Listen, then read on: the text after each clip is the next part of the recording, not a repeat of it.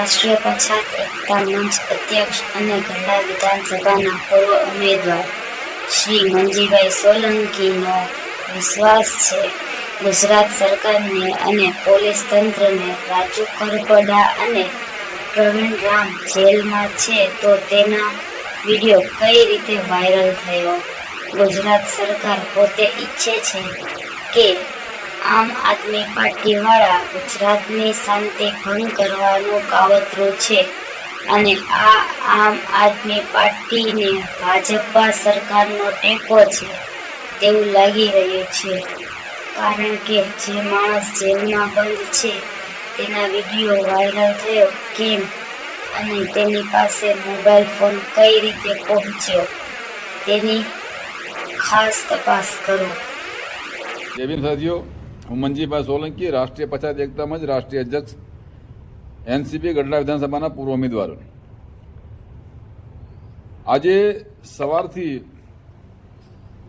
કે ગઈ રાતથી સોશિયલ મીડિયામાં, ઇન્સ્ટાગ્રામમાં, ફેસબુકમાં, ટ્વિટરમાં હર જગ્યાએ આમ આદમી પાર્ટીના બે નેતાઓ પ્રવીણ રામ અને રાજુ કરપડા જેઓ જેલમાં હોવાની બાવજૂદ તેના વિડીયાઓ ફરી રહ્યા છે અને પોતે પણ વિડીયામાં બોલે કે અમે જેલમાં છીએ, અમે એ સભામાં હાજર નહીં હોઈએ.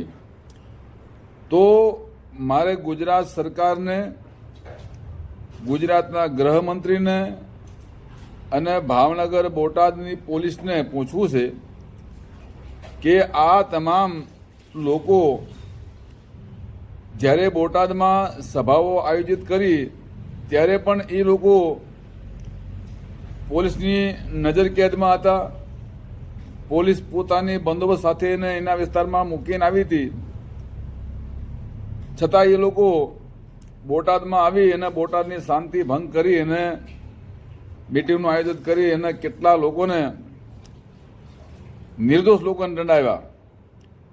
પથ્થરમારો એના ગુંડાઓ દ્વારા કરવામાં આવ્યો અને ખેડૂતના નામ પર નિર્દોષ લોકોને જેલમાં પોરાવ્યા અને પોતે કઈ રીતે આવ્યા અને કઈ રીતે જતા રહ્યા. આમ આદમી પાર્ટીનો તો એક એજન્ડો રહેલો છે કે રામલીલા મેદાનમાં જ્યારે એમનું આંદોલન ચાલતું તેથી આ બાબા રામદેવ બૈરાના કપડાં પહેરી અને વેશ પલટો કરીને જતા રહ્યા હતા.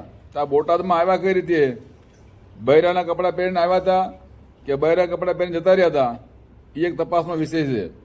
પણ અત્યારે જે વિડીયા ફરી રહ્યા છે એ પોલીસને અને જે જેલમાં પૂર્યા હોય જેલરને, આ બધાની માથે એક પ્રશ્ન ચિહ્ન ઊભો થાય છે. એટલે મીડિયાને અને ગુજરાતની જનતાને અમે જાણ કરીએ છીએ કે આવા લોકો જેલમાં રહી અને જો વિડીયો વાયરલ કરી શકતા હોય તો એ સિવાયનું શું નહીં કરી શકતા હોય? આવા લોકોની માથે તત્કાલ કાર્યવાહી થવી પડે. જે લોકોએ એને વિડીયા કઈ રીતે બનાવવાનો મોકો આપ્યો છે અને કઈ રીતે વાયરલ કર્યા છે એની પણ તપાસ થવી જોઈએ. જય ભીમ, જય ભારત, જય સંવિધાન.